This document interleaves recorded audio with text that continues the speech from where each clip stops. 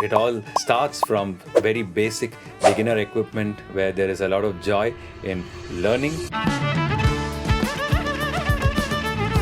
I was just in my studio working on something and I thought I'll take a pause and show you what my setup is and how I record my electric violin. Towards the end of the video, stay tuned for tips on how you as a beginner home recording engineer can record yourself playing the electric violin. So to start with, we have the main ingredient, of course, which is the violin, which is connected through my wireless, which transmits the violin to my sound card. I'm using an Apollo sound card over here. This is my Tulsi violin and this is my Shure wireless. Of course, instead of my wireless, I can also use a long cable that will reach my sound card directly. The sound card is the hub.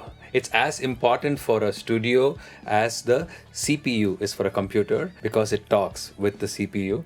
The CPU I use is a Mac Mini Pro and the sound card talks to it where it sends the violin signal, gets it back and gives the signal to the studio monitors. The speakers, we call it as studio monitors because you monitor sound with it, and I have a pair of focals over here. So with that said, how I go about recording, and you can see the red line over here on the screen is basically there is a mic here in front of me away from the camera which is recording me as I speak. So that is the red line which usually represents when someone is recording something. So what I would do is arm a track and click record and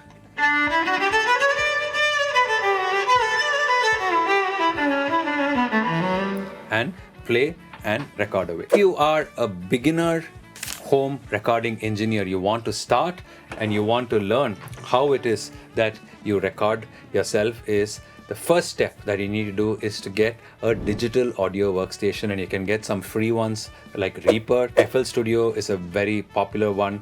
Cubase is very good for Windows systems. If you're in the Mac ecosystem, Logic works great. PreSonus Studio One is something that a lot of people are liking, and the past few years it's caught up very well. So you could use any of these digital audio workstations. Purchase a sound card.